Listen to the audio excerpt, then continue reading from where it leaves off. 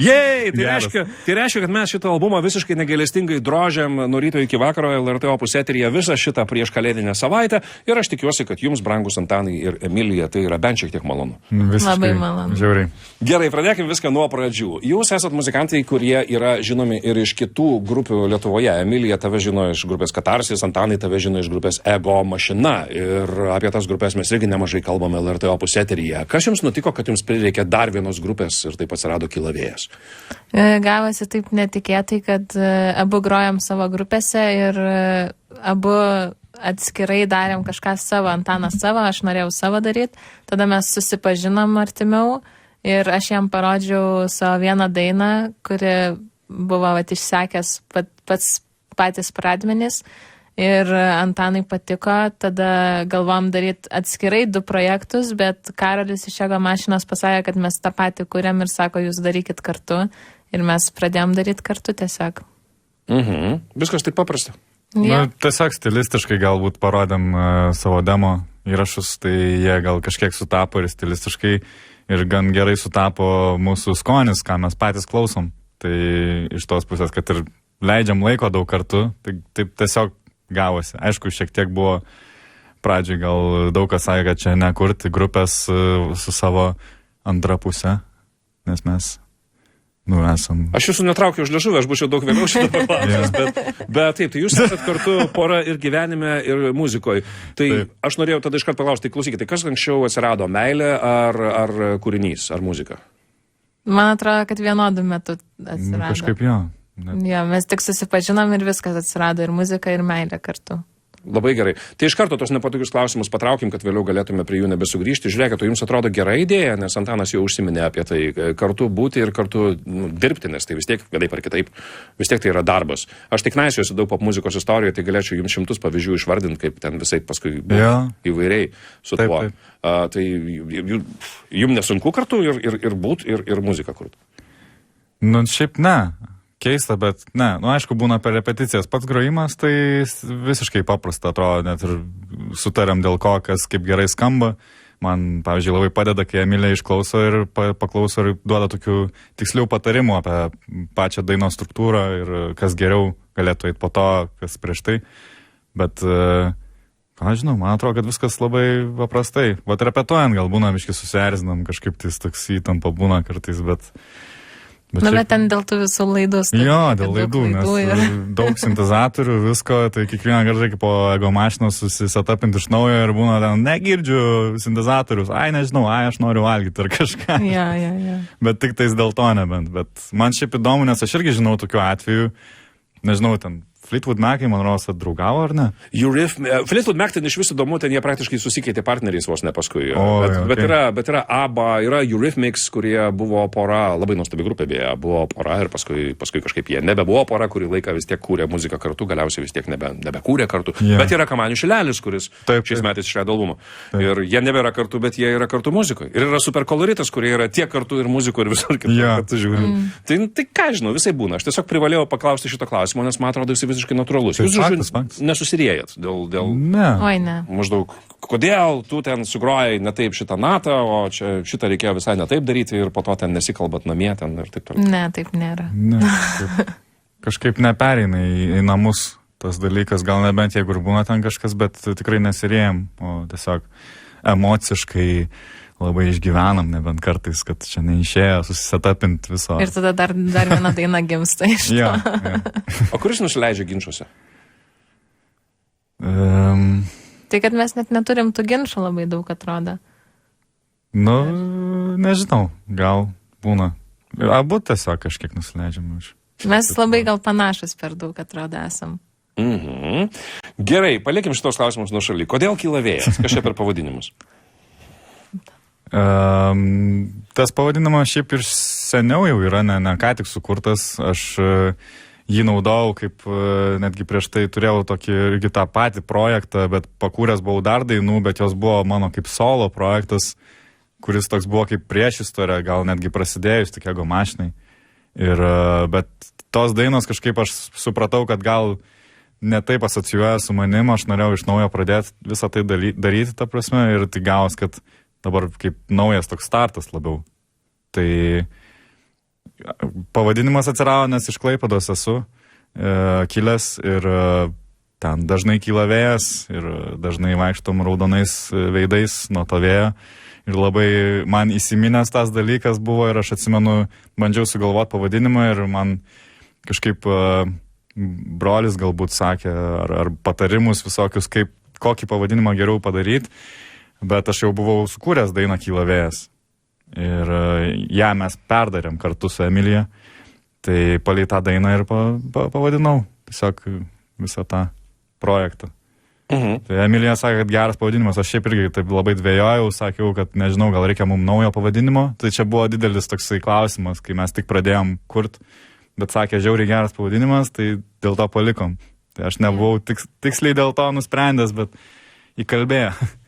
Gerai, kadangi jau užsiminėjai, kad tas pavadinimas egzistavo dar prieš atsirandant duetui, vis dėlto užfiksuokim, kad normaliai Kyla vėjas atsirado, kai jūs su Emilija kartu pradėjot viską daryti. Vadinkim tai grupės karjeros pradžia, galima taip vadinti tai, ar ne? Ir kas mane labai žavi, nes aš labai mėgstu paskaitinėti šitoje laidoje pranešimų žiniasklaidai, kurios parašo muzikantai arba jų vadybos, kartais tie pranešimai būna labai juokingi, kartais jie būna visiškai rimti ir visiškai į temą, jūsų turiu pasakyti, kad yra į temą. Kas yra įdomu, kad jūs jau kokiam antram sakinyje esat pristatomi kaip post-punko grupė, bet vėliau labai smagiai vystosi mintis ir man jį labai patinka. Aš ir pavadinau šiandieną laidą, aprašydamas ją LRT interneto svetainėje, ten bus įrašas, kad tai yra debiutas mano akimis netelpantis į rėmus. Aš nepasakyčiau, kad jūs esat konkrečiai post-punko grupė, nes visko labai įvairaus yra jūsų albume. Kaip jūs patys pasakytumėt, kas čia per muziką? Sunkiausias klausimas, turbūt. Kokia? Mums patinka, kai jis sako, kad post-punko. Mums patinka, jeigu sako shoegazas kažkoks, tai šioks toks. Tada nežinau. Jo, bet yra tas dalykas, kad atrodo, kad tu suprastum, kas yra post-punkas, o turi ten vos ne knygą perskaityti apie tai, kad suprastum, kas iš tikrųjų yra post-punkas. Tai toks atrodo, net nesinori gal per daug mėtytis tai žodžiais, nes labai dažnai atrodo, ypač dabar kažkokia banga shoegazo atsirado, kur sako, kad shoegazas, kur grunžas, visi tie dalykai ir atrodo kartais net nelabai pati muzika yra, atrodo, kažkoks stilius, o gal kaip jie, kaip jie jaučiasi, tie žmonės, kaip jie elgiasi, ta prasme, gal tai, nežinau, bet toks atrodo labai diskutuotinas dalykas, bet net nenorėtųsi dėl to ir įdėti į rėmus kažkokius, tai gal atrodo, bent jau man, nežinau, kaip tau. Ja. Jo, gerai, šitoje studijoje buvo grupė Local Blood, mes visą laiką su jais juokavome apie post-punką, nes aš atsimenu, aš buvau jaunų grupių konkursą kažkada komisijoje ir visą laiką sakiau ir po to tingiai kartojau, kad jie skamba kaip Joy Division ir aišku kaip Interpol, kurie nukopijavo daug ką nuo Joy Division, jie sakė, mums atsibodo, mes jau nesam. Nes post-punkas darosi, jūs nemanote, kad post-punkas kažkuria prasme šiais laikais darosi toksai ir komercializuota šiek tiek ir kartais karikatūrinis, ta prasme, nes maždaug žema boso linija ir bum ir žemas vokalas, automatiškai yra post-punkas, jeigu dar juodai apsirengi. Bet jo, atrodo kažkur ir buvo tas lūžis, kur pradėjo, tai atrodo, kad tai yra būtent post-punkas. Tai turbūt nuo to bosinės partijos tokios atrodo gal ir buvo, kad jeigu jau yra bosinė partija, tai jau ir post-punkas. Kažkoks pasikartojantis beatas. Tai kažkoks arba liūdni, žemi balsai. Tai tada irgi post-punkas. Bet jo, įsijungi Spotify post-punko kažkokį tai playlistą ir išgirsti, kad čia visiškai netaip skamba, tarpasme, ar kažką, tai toks irgi nesuprasi. Aš kaltinu, žinok, baltarusų grupę Molchat Dama, kuri netikėtai dabar baisiai išgarsėjo ir Pietų Amerikoje ir visur, ir jie dabar Amerikoje, Los Andžele gyvena ir daug kas galvoja, kad tai yra post-punkas, nors ne visai post-punkas. Nors grupė šiaip gera, bet, ta prasme, jinai kažkaip tai va įskleidė. Gerai. Grįžkim prie jūsų dainos Išsekęs, nuo kurios kažkuria prasme viskas prasidėjo. Mes ją pristatėm laidos pradžioje, bet iš tikrųjų nevelnio mes jos nepristatėm, nes mes nepapasakojom normaliai, kaip jie atsirado, apie ką jinai yra. Ir tai yra kūrinys, kuris yra jūsų vizitinė kortelė, nes tai kol kas yra žinomiausias jūsų kūrinys. Kaip jūs tą dainą parašėte? Apie ką yra šitas kūrinys, kuris čia pradėjo šiandieną mūsų laidą? Jis yra apie tokius... Šiaip daug mūsų dainų yra apie tai, kas buvo iki mums pradedant būti kartu.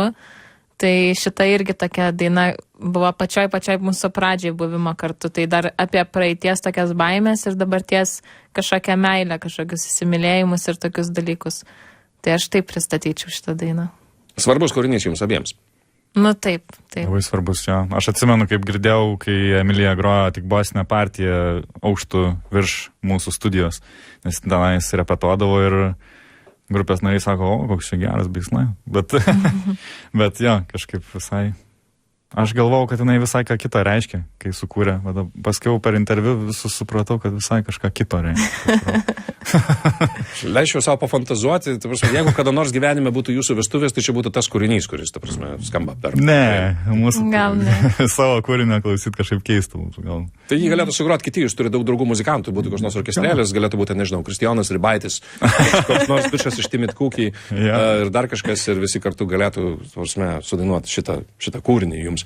Gerai, jūs reikia pastebėti, kad mano akimis gana greitai priėjote iki to pirmo albumo nuo savo pirmų didelių viešų pasirodymų. Tarp kitko, tai pirmas normalus jūsų koncertas buvo kur ir kada? Tai buvo Juodas Vilnius, man. Čia buvo tikrai pirmasis, aš suabejojau, aš galvojau, aš mačiau jūs ten, bet ir aš skaičiau apie tai, kad solo ansamblis ir Bajus pasikvietė į tą gigantišką renginį, bet aš pagalvojau, nejaugi tai tikrai nebuvo jokio prieš tai kažkur klube, dar kažkur. Ne. Dėl to buvo labai baisu. Aš to noriu ir klausti, koks jausmas, kai pirmiausia šiaip atlikėjam, aš manau, to ypatingo svečio ar, kalbėkim tiesiai, apšildančio artisto vaidmuo visada yra gana sudėtingas, nes tu supranti, kad pirmiausia žmonės susirinko pasiklausyti ne tavęs ir tu kažkaip ten stovi ir kažką bandai grot. Yeah. Ir kitos didelės minios ten slinkt pradėjo į tą kalnų parką ir taip toliau. Kas buvo per jausmelis savo dainas groti, kurių ko gero niekas ir ten normaliai ir negirdėjęs? Buvo šiaip dar toks jausmas, kad atrodė, kad niekam gal nebus įdomu ir niekam nerūpės, bet mes pradėjom groti savo dainas ir žmonės šoko, jau matėm, kad dainuojam mūsų lyriksus ir ne tik išsekęs dainos, bet ir kitų dainų. Tai pasirodė, kad galbūt ta pati auditorija kažkiek žino jau mus ir mūsų dainas. Tai va, tas buvo smagu. O šiaip tai buvo labai baisu, aišku. Jo, šiaip su tokiu setupu groti, kur ten 3 sintezatoriai ir tiek daug laidų ir visko daug, tai yra daug baimės kelia. Jo, ne per daugiausiai repeticijų. Turėjom daug, bet tos repeticijos labai tankios buvo. Tai kažkiek ir įtampos pasijautė, nes tiesiog gan nedaug laiko pasiruošti ir įmetė mumis į šaltą dušą, Benas, kaip sakoma. Yeah. Su solo. Bet gerai, dėkojam jam, labai ačiū, nes kartais reikia tokio. Bet šiaip labai gal nesitikėjom nieko iš to per daug. Faktas, kad didelis renginys, bet galvojam, kad ir neateis tenais tų žmonių, vis tiek bus smagu, nes, šiaip žiauriai nustebom, kaip iš tikrųjų viskas gavosi galų gale ir kad sugrojom. Ir atėjo daug labai žmonių jau iš karto paklausyti, nes mes patys pirmi grojam. Yeah. Tai labai anksti visai grojam palyginus. Bet atėjo jau daug žmonių ir šoka ir dainavo, tai va tas, man tai gražiausia būna, kai dainuoja pagal mūsų žodžius. Tai va tas man labai gražu. O kiek jūs esate sugroję koncertų iki šiol? 5, manos. Ar 5, manos, jo. Tikriausiai 5. Jo, 5. Tai noras kitiems metams, nes žinai, yra visos naujųjų metų rezoliucijos ir taip toliau ir pažadai savo yra sugroti bent 25 kitais metais. Gerai. Aš spėlioju, aš nežinau, taip, ar ne? Gerai. Bet, taip, manau, kad gal ir bus fainiau. Jeigu festivalį suskaitant, tai žinoma. Ir būsite jiems labiau pasiruošę, negu tam koncertui, kuris vis tiek gerai pavyko po Kalnų parke. Taip. Aš noriu pasakyti mūsų visiems klausytojams ir beje tiems, kurie ką tik įsijungė, čia studijoje laidoje Be filtro yra grupė Kyla vėjas, kuri pristato savo debiutinį albumą. Jis pasirodė praėjusią savaitę. Tas albumas šią savaitę dažnai skamba LRT Opus bangomis, kadangi yra mūsų savaitės albumas. Ir nuostabus dalykas tokiems fetišistams vinilo kaip aš yra toks, kad šitas albumas jau išleistas ir vinilo plokšteliai. Jeigu kažkas iš jūsų mus dabar stebi portale LRT LT tiesiogiai su vaizdu, ką galima daryti, tai aš dabar į kamerą tiesiog kišu ir rodau, kaip gražiai išleistas šitas albumas. Tai yra vadinamasis gatefold formatas, gražiai atsilenkiantis yra dainų tekstai. Šiaip ir dar viršelis yra, kaip jūs jau užsiminėt man prieš laidą, vinilai yra su skirtingais viršeliais tam tikrą prasme, taip? Taip, yra tam tikras kiekis būtent kiekvienos spalvos išleistas. Man pasitaikė raudonas. Čia geras ženklas ir kokios dar spalvos? Yra žydras ir baltas dar. Tai jie atspausti yra rankiniu būdu. Silkografijos, Baisiai ypatingas dalykas, beje, pagamintas Lietuvoje ir turbūt jūsų koncertuose, o taip pat ir internete turbūt galima bus įsigyti šitą plokštelę. Dalykas, kuris iš karto...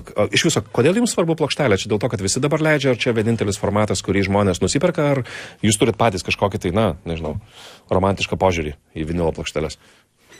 Yra, manau, tikrai, toks vis tiek kažkaip...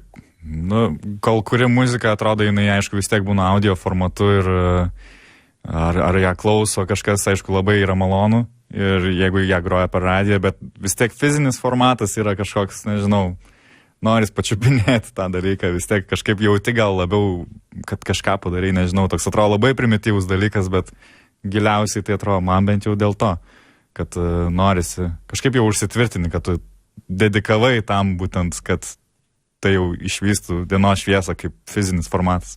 Ko gero, čia buvo mano klausimas labiau apie tai, o jūs patefoną apskritai turit namie? Turim, bet tokį. Reikia naujo. Kurio gaila šitą plokštelę dėti. Jo. Nes noriu sudrošti. Nežinai, taip. Aš buvau parduotuvė nesenai įrašau ir ten žmonės pirko vaikai, gerai, ne vaikai, tebūnie, paauglės pirko Gabrieliaus Vagelio vinilinės plokštelės. Nieko prieš tą atlikėją toli gražu, jis savam žanrį yra visiškai puikus ir taip toliau. Man tiesiog buvo labai keista, kai tie žmonės pirko vinilus, nes aš galvoju, jūs tikrai neturit patefoną, jums 16 metų ir aš netgi paklausiau. Žmonės šiais laikais vinilus perka netgi kaip tam tikrą suvenyrą, jie pasideda lentynos, jie turi gražų šitą daiktą, simbolį meilės atlikėjui ir kada nors tą plokštelę ten kur nors užsidės. Jo, tai aišku, jisai jau kaip paveiksliukas didelis yra. Jeigu CD, aišku, to neperka, nes jo nei mašinai nebėra kur paklausyti, nei jis matosi kaip paveiksliukas. Toks, bet aišku, už paveiksliuką mokėt būna, biški brangiai, jeigu net neklausai. Gal kada nors netyčia gausis paklausyti. Gerai. Mes grįšime pokalbį su grupė Kyla vėjas po dar vieno šios grupės kūrinio. Ir aš pasakysiu iš karto, kad parinkti kūrinius iš albumo, kuris ką tik, kaip ir sakiau, pasirodė, aš šitą užduotį atidaviau patiems dueto nariams, kurie sėdė prieš mane. Ir vienas iš kūrinių, kuriuos jūs pasirinkote, vadinasi analoginiai. Tai labai labai susisieja irgi su mūsų tema, ką mes ką tik šnekėjom, nes vinilai, šiaip tai įrašai, traškesiai, analoginiai dalykai. Kas per kūrinys, nes aš visada, žinokit, prašau šitoje laidoje, kad paaiškintų žmonės. Kartais jie nemėgsta aiškinti temų ar panašiai, bet kaip jūs pristatytumėte šitą kūrinį? Čia gal buvo apie tai, kad Antanas nemažai fotografuoja su juosta, bent jau fotografuodavo ir man tai visai patikdavo, aš irgi fotografuodavau. Ir tai yra apie tokius žmonės, kurie yra analoginiai žmonės. Kuriem patinka? Ja, ne, žmonės, kurie patys yra toj, pavyzdžiui, juostai arba kažkas tokio, kad apie fotografiją čia labiau tas visas gabalas. Grupė Kyla vėjas. Jų daina apie fotografiją. Ji vadinasi analoginiai. Ji jau skamba LRT Opus bangomis. Iškart po šitą kūrinį mes grįšim į eterį ir aš toliau kamantinėsiu dueto Kyla vėjas narius Antaną Jakutį ir Emiliją Kandratavičiūtę. Likit su mūsų laida. Tarp kitko, čia yra tokia graži tradicija, šiaip turbūt pasaulinė, kad pirmasis albumas ir vadinasi pagal grupės pavadinimą, bet neturėjot jokių svarstymų, nežinau, susigalvot kažkokį kitą. Buvo kažkokių mąstymų tą temą? Aš net nelabai atsimenu, kad, aš tipo, jeigu kažkas būtų nesenai išleidę, o buvo kas nesenai išleido su savo pavadinimu, grupės pavadinimu. Aš bandau galvoti. Aš turiu omeny, kad Lietuvoje, man atrodo, kaip tik, čia yra vakarietiška tradicija. Jo, vakarietiška. Pirmas albumas dažniausiai, taip, ne visada, aišku, bet netgi sakyčiau, kad gal ta tradicija iš roko tų laikų. Taip, Led Zeppelin, ten visi. Visi šitie. Bet Lietuvoje vis tik žmonės susigalvoja kažkokį tai papildomą pavadinimą, nes tiesiog pagal grupę pavadinti čia maždaug pernelyg paprasta. Bet tas ir yra, kad kažkaip atrodo, kam... nežinau, jeigu nėra tos informacijos, informacija jau yra pats albumas, atrodo, ir dar jeigu mes ką tik pradėjom, tai tiesiog mumis ir apibrėžė. Tai atrodo, tą pavadinimą, net nežinau, jeigu neįtų net dėti, bet vis tiek turi kažkokį pavadinimą dėti ir jisai, kadangi mums visai patinka, tai dėl to ir gaus. Tai netgi daina yra Kyla vėjas. Trijose vietose jau taip įspaudžiam žmonėm, kad čia Kyla vėjas būtinai yra. Bet aišku, kaip visada būna ir toks, kur biški pasipriešinimas, nes žinai, kad bus kaip ir kažkoks keistas jausmas žmonėm, kai pamato, kad ir taip, kaip čia taip galim, bet, aišku, kad galim. Galima visaip, kaip jūs norite, nes tai yra jūsų albumas ir jūs darot, ką norit. Vienas iš įdomių dalykų šitam albume yra štai koks. Šiais laikais vis tiek žmonės dažnai šneka, norėsim į užsienio kažkokius tai ten šaukiais festivalius talentų patekti ir taip, ir būtinai čia reikia angliškai. Nors keičiasi tas dalykas per pastaruosius kelius metus, turiu pastebėti. Jūs neturėjot minties anglų kalbą bandyti kur dainas? Tai ten gali stebinti. Kai atverti, ten yra vienoje daina be žodžių yra. Tai ten dėl to, nes žodžiai yra angliški. Nu, va, dabar įsiduosiu, kad viso albumo normaliai ir neperklausiau, bet šiandien tam ir yra šita laida. Bet ten sunkiai girdis tie žodžiai, aišku. Tai. Ja, ten net nelabai gal ir suprastų kažkas, kad ten angliškai, nes ten labai jau pas mus vis tiek, kai vokalas nėra svarbiausia, tai ne visur girdisi žodžiai, kokie yra. Mhm. Bet temos tai nepanaikina. Iš esmės jūs dainuojat lietuviškai ir čia buvo toksai, jums tiesiog rašosi lietuviškai, ar aš nežinau, kai kurie žmonės netgi kaip pozicija dabar jau dainavimo lietuvių kalba pateikia ir irgi tai yra labai žavinga, nes sako, žiūrėkit, anglakalbės muzikos pasaulis yra pilnas, Lietuvoje mes esame unikalūs, mes turim savo kalbą, mums jie gražiau rašosi, nėra čia ko bandyti kažką. Ir jūs neturėjot kažkokios vidinės tos diskusijos, gal angliškai kažkaip, tai gal čia, nežinau, paprasčiau bus išvažiuoti į Olandiją, Vengriją, Nyderlandus, kur nors koncertuoti su anglų kalba. Aš tai labiau esu už tą lietuvišką kalbą, kad esam Lietuvoje ir galim kurti lietuviškai, bet va ta viena daina, pavyzdžiui, gavos tiesiog va tokia angliška ir jinai man labai graži ir viskas su ja yra gerai, bet kad kurti pagrindę angliškai, tai manau net nekila mum noras visiškai. Nu, bet, man, pavyzdžiui, tai reikia netgi kartais pasipriešinti tam. Nes, jo. Nu, tai, aišku, pasimylė kitaip, jinai tik lietuviškai, bet man tai labai dažnai reikia tiesiog sąmoningai bandyti perkurti galvoje lietuviškai. Ir aš pats suprantu būtent tą dalyką, kur tu sakei, kad, tarasme, kad, faina lietuviškai kurti ir tai labiau autentiškai atrodo. Ir tai ir yra. Ir dažniausiai tu nenori skambėti kaip kažkokia vakarietiška per daug kopija ar kažkas tokio. Ir labai lengva nukrypti iš karto į tai, kas jau buvo sukurto, o lietuviškų gal šiek tiek mažiau šansų, kad tu taip tiksliai pataikysi, ypač jeigu kuri tokioje stilistikoje.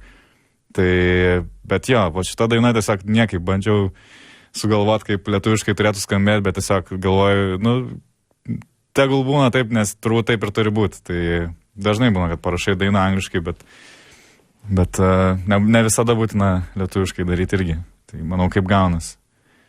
Tai gali būti, kad gal ir ateity bus dar daugiau angliškų. O gal ir ne. Emilija nelabai nori, bet aš biškai gal ir noriu. Tai žiūrėsim, kaip bus.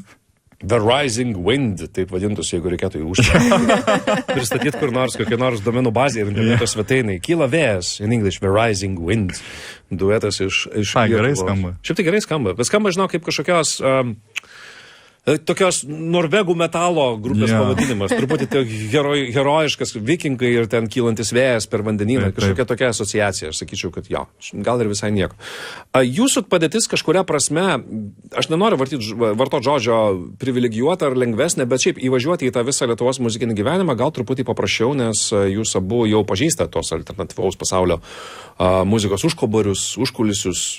Jums nebereikia eiti ir su visais sveikintis ir iš naujo susipažinti. Bet iš esmės įvažiuoti naujam duetui į tą sceną. Ta prasme, tai yra sudėtingas dalykas, nes jinai kartais, man atrodo, labai prisodrinta. Net mes turim ypač Vilniuje visokiausių ten vietų, kur vyksta tie koncertai, vasarą vos ne kiekvieną dieną ir taip toliau. Greitai susiradot, jaučiatės jau susiradę savo vietą ir savo nišą? Kaip ar jaučiamės? Nežinau, man tai dar atrodo, kad dar nesijaučiam, kad dar reikia šiek tiek įsivažiuoti kažkaip.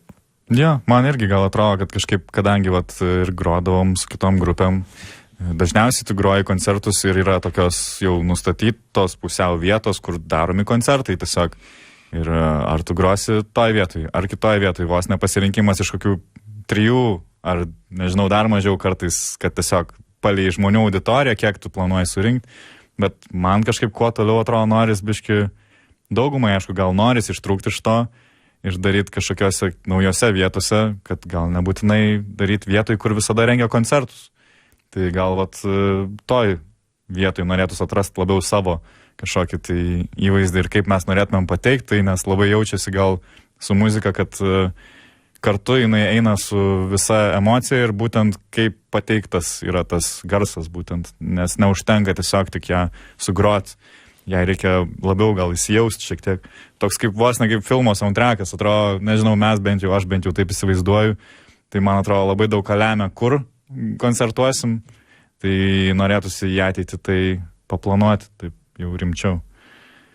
O kas yra jūsų, jeigu reikėtų Lietuvoje išrinkti kokį nors, nežinau, muzikinį bendramintį, nes aš bandau sugalvoti, ką tai galėtų būti panašu, ką jūs grojat. Man nėra taip jau paprasta, nes Esminiai kažkurie elementai, aišku, kaip ir minėjom, tai, kas atėjo iš post-punko, taip toliau, Lietuvoje yra muzikantų, kurie tai daro. Jeigu jums reikėtų daryti dvigubą koncertą su kokia nors grupe, dažnai taip atlikėjai daro, kad vieni savo auditorijas prisitraukia, kiti savo ten ir taip toliau. Nesugalvotumėt irgi, kas tai. Ne, čia tas buvo didelis klausimas. Ne, bet mes lyg ir kažkada kalbėjom, kad žinom, su kuo norėtume. Ai, nu. Kad su Punkto norėtume koncertą. Nes mums šiaip labai patinka jo muzika. Jo, bet aš nuvariu, aišku, į laivą, tai laivas yra, tu nematai laivo jo. Ai, nu jo, aš tai nemačiau. Gali biški būti ne tas vaibas, bet, tarasme, faktas, kad muzika žiauriai gerai skamba, bet taip, jeigu žiūrint, kad atitiktų daugmaž vaibas, aišku, ne visada būtina, kad būtų tas pats, bet galima kažką ir apšildyti. Vis tiek nes energijos pusė tai būtų žymiai daugiau energijos pas jį, pavyzdžiui. Šiaip darėm kartu koncertą su Orais, vieną tai irgi visai mums patiko, visai, tik jie grojo prieš mus, tai gal būtume geriau apsimainę, kad mes grotume prieš juos, nes mes tokie ramesni, o jie tokie trankesni. Toliau, solo ansamblis mums labai patinka, tai irgi groti prieš juos būtų labai smagu. Šiaip jo, irgi keista. Man, pavyzdžiui, keista, nes Ego mašinai grodavom ir, ten tranki muzika ir toks punk vibas labiau ir tada tu jauties toks, kad gali atiduoti maks kiek reikia, o dabar toks, atrodo, kad mes ramiau tai darom ir visiškai kitas vibas. Atrodo, žiauriai reikia kažkaip, nežinau, iš naujo kažkaip viską žiūrėti į tai, nes pripratęs esi, kad tiesiog ateini ir atidaužai. O čia toks labiau, kad jis kažkoks toks sofistikuotas labiau. Tai nesinori, aišku, labai užsimelodraminti tenai, bet tipo yra ir judesio kažkiek, bet dėl to ir sakau apie tą pateikimą labiau gal. Bet grupės Orai šiaip jo yra labai, bet net nežinočiau daugiau ką. Gali tu pasiūlyti, bet nežinai, ne? Aš jeigu žinočiau, aš pasiūlyčiau, bet aš galvoju, kad tai sudėtinga. Kita vertus vėlgi, ta prasme, jūs dar tik įsivažiuoja, 2024 aš įsivaizduoju, kad bus svarbus ir energingi ir aktyvūs metai. Leiskit man jūsų paklausti, ką jūsų kiti jūsų muzikiniai bendražygiai galvoja apie jūsų šitą projektą. Gaunat kažkokį tai atsiliepimų, baimių, kad išeisit, kad, nesako, išeisi iš grupės dabar. Ne, tokių palaiko labai. Žiūrėkit, kas su Šeši nutiko ir taip toliau. Aš pats iki gal nežinau, kas nutiko su Šeši. Aš perskaičiau Facebook'e, kad išeina iš grupės Giedrė, bet visi, jinai, kadangi yra grupiai su savo vaikinu, Adomu, tai kažkaip nežinau. Įdomu, kas super koloritui bus. Bet, ne, visiškai palaiko. Mūsų iš Ego mašinos pusės tai tikrai, ta prasme, vinilus nusipirko, sako, tik žiauriai geras, žiauriai gerai skamba, varykit ir visą laiką palaiko, dar 100% atrodo.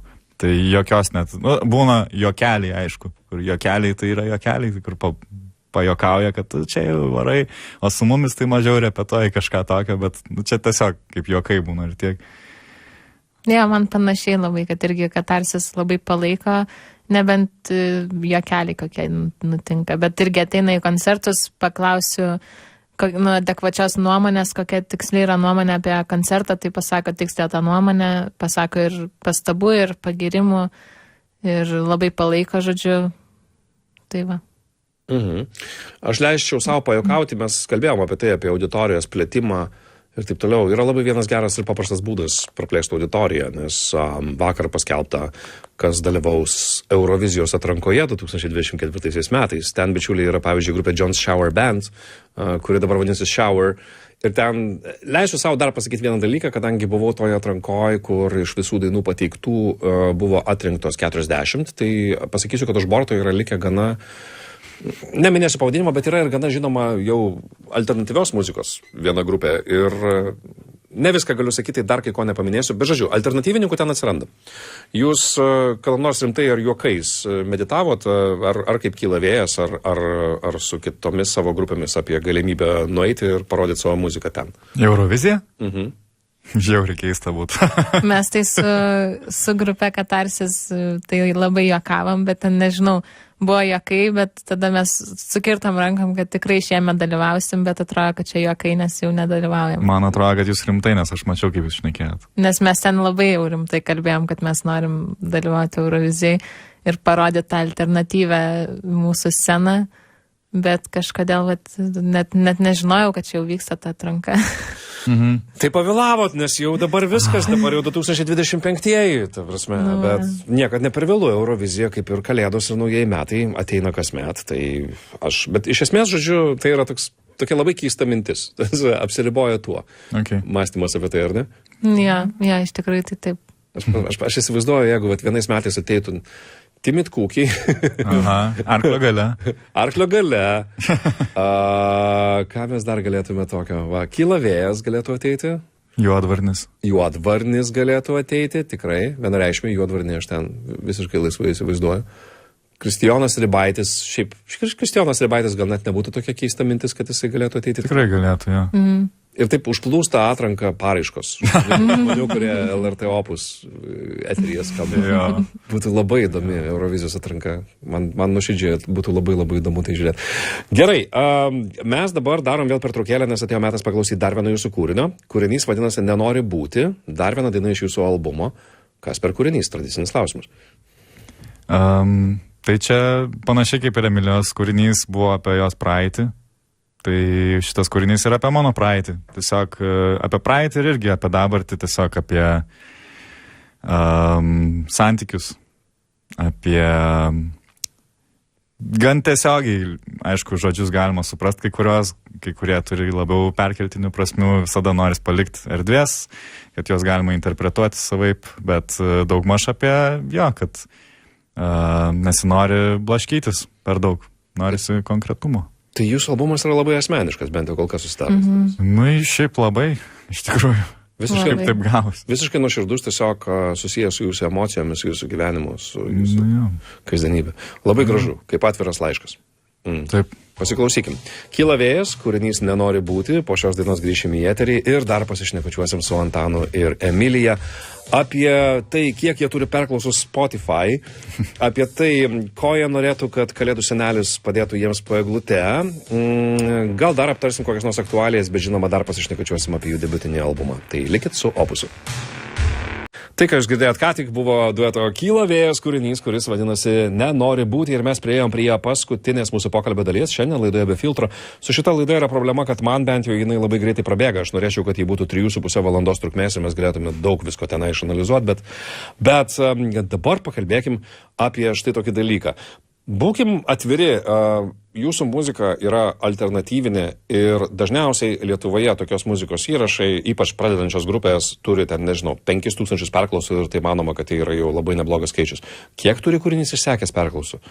90 kažkiek. Kas tokiai muzikai Lietuvoje ir naujai grupiai šiaip jau yra nesveikai didelis skaičius. Jūs patys suprantat, kas ten nutiko ir jūs patys žiūrėdavot ir galvodavot, kas čia darosi, kaip čia žmonės užsikabino ir ar turit patys savo kažkokį atsakymą? Kaip ten tai nutiko? Aš tai neturiu atsakymą, nežinau.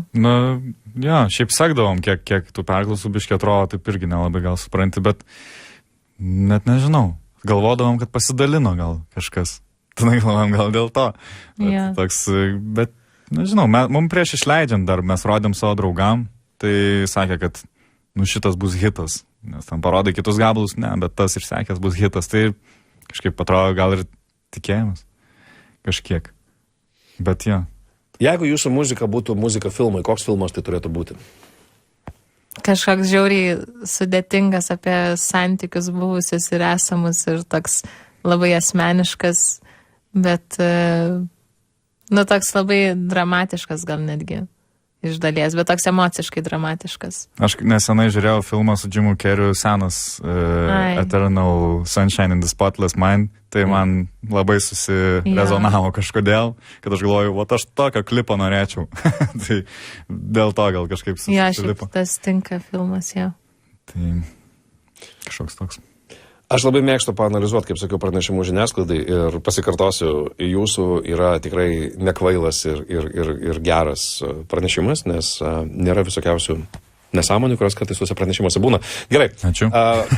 Man patinka tas sakinys, kuriame rašoma, kad šis albumas supažindina klausytojus su jūsų vidiniu pasauliu, mes apie tai jau kalbėjom, kad albumas yra tikrai asmeniškas. Jame atsispindi vieni stipriausių žmonijos jausmų - meilė ir baimė. Čia filosofinis klausimas, bet visiškai rimtas. Ko jūsų gyvenime dabar yra daugiau? Dabar 2023 gruodį. Aš pasakysiu, mano gyvenime baimės dabar daugiau, nes aš žiūriu, kas darosi Ukrainoje, žiūriu, kai pasaulis kraustosi iš proto, aš žiūriu, kai visiškai rimtų veidų yra garsių, tai yra svarbių vakarų šalių politikų, sakoma, ruoškitės karui, kuris maždaug bus 2026-aisiais. Žiūriu į aplinką, galvoju, ką planuoti ir kaip viskas. Tarsi, kokie yra, nes aš vakar, pavyzdžiui, kalbėjausi su savo draugais ir sakiau, kalėdos ant nosies ir, aišku, visi tie ritualai yra tvarkoj, laiškai kalėdų seneliui parašyti, visi susirinksime su artimaisiais, bet virš galvos kažkoks kabo debesis, kuris neleidžia labai džiaugtis. Faktas, kad baimė, jo. Tai... Jo, labai panašiai jaučiamės ir mes. Nu, tokia nežinomybė, gal labiau. Tiesiog net nelabai žinai, kaip čia turėtum reaguoti. Aišku, kaip padėti, ar ką planuoti, ta prasme, tai ar gyventi tuo momentu ir džiaugtis, nes vis tiek būna, kad ir be tų minčių kartais būna gal sunku ir jauti tą baimę dėl kasdienių dalykų, o dar dasideda tas debesis, tai toks, nu jo. Bet kartais užsimiršti su meile. Labai geras atsakymas. Žinai, dažnai atlikėjai sako, mes išleidom pirmą albumą, bet mums jau nebe jisai galvoja, nes kol mes pagaminom plokštelę, mes jau naujų dainų prirašėm. Kas vyksta jūsų gyvenime? Yra kažkokie tai kontūrai šitam visam įsibėgėjime, būsimai jūsų kūrybai, nežinau, antram albumui, mini albumui, muzikai, kurią mes gal išgirsim 2024-aisiais? Nu, mes jau žiūrim į priekį, užsirašėm ant lentos, ką norėtume dabar kurti, kada norėtume išleisti kokį naują singlą, kada norėtume naują albumą, kad nevėluotų jisai, kaip šis vėlavo, nes šitą norėjom išleisti šis birželio mėnesį, bet tiesiog jis va taip užvėlavo. Ir planuojam kokius koncertus, kokius festivalius norėtume aplankyti. Tai taip planuojam. Jo, bet ir kažkokios melodijos. Man tai, pavyzdžiui, sukasi naujos melodijos būna. Tai noris jau stuksena, kaip sakant, po kad reikia kažką daryti. O gal tos naujos melodijos yra kažkuo kitokios? Nežinau, gal jūs sugalvojot kurti labai linksmą muziką? Gal... Ne, nu nėra taip, ne. Man bent jau, tu irgi, Emilija irgi buvo prikūrus jau, netgi kol mes kūrėm tą albumą, buvo dar daugiau tokių trumpų įrašų, kurie nedaėjo iki to, kad mes juos paimtumėm ir suprodusuotumėm, nes tiesiog kuom ir skiriasi gal šiek tiek šitas duetas, kad mes turim kažkokias idėjas ir kartu jas tiesiog produsuojam, o ne grojam. Tai ir gaunasi kažkaip kitaip jau susideda. Tai matyt, tos trumpos idėjos vat, ir turi sulaukti savo laiko tiesiog. Bet jų yra naujų. Jos nesakysim kokios. Pasakysit kitą kartą, kai ateisit į Opusą ir kai jau pristatinėsite tas dainas. Aš jūsų tarp kitko nepaklausiu šiandien ir man atrodo, kad svarbu to paklausti pačiam kontekste, nes mūsų klausosi daug ir jaunų žmonių, kurie svajoja apie muzikinę veiklą ir taip toliau. O muzika yra jūsų vienintelė veikla, ar jūs esat, kaip ir daugelis alternatyvios scenos atstovų, priversti turėti dar kažkokias kitas veiklas? Na, arba nepriversti, arba turit kažką šalia, ką veikiat, dirbat, nežinau. Taip. Mokytojai esam. Abu mokytojai, rimtai? Yeah. Mokom, jo. Savo instrumentais grot. Tai Emilija moko su daug instrumentų irgi. Su basinė gitara, su smuiku, pianinu, gitara. Su vaikučiais dirbu. Jo, Antanas veda būgnų dažniausiai. Emilija labiau su mažesniais vaikais, jo, susitvarko lengviau, aš kažkaip sunkiau, bet pas mane vyresnė eina.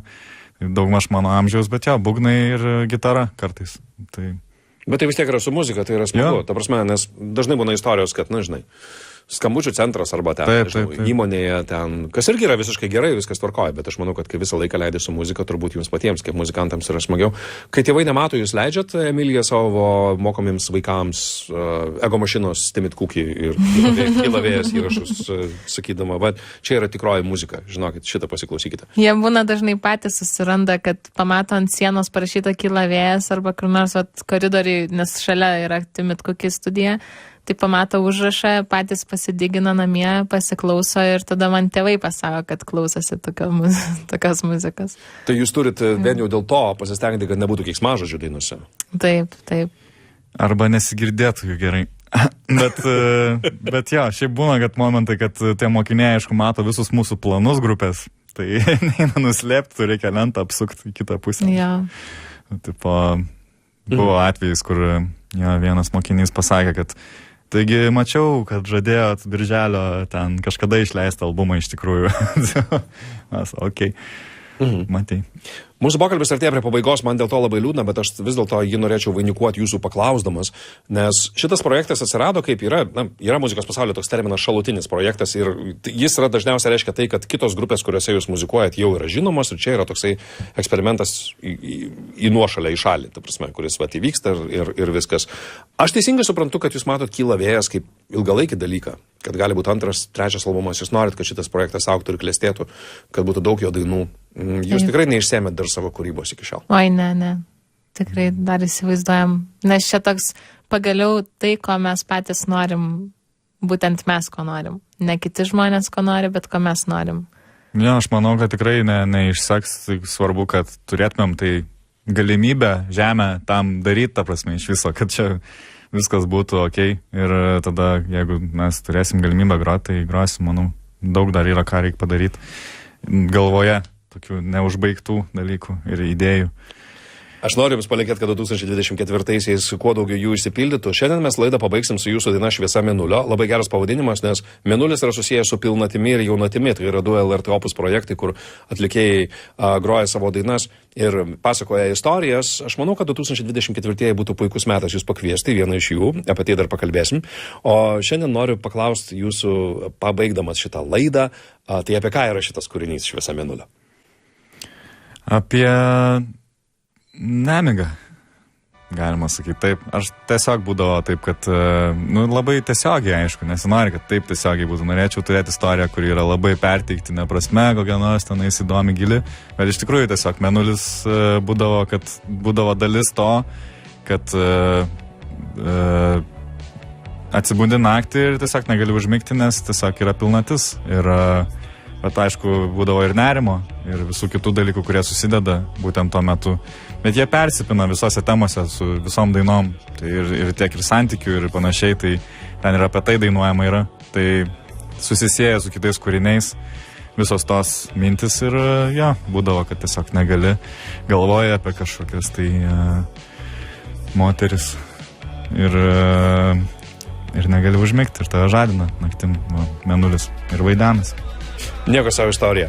Bičiuliai, noriu Jums padėkoti, kad atėjo šiandien į laidą. Daina, kuri vadinasi Šviesa Mėnulio, jau skamba mūsų kalbos fone. Grupė Kyla vėjas, prašom jas gerbti ir mylėti, brangus LRT Opus klausytojai.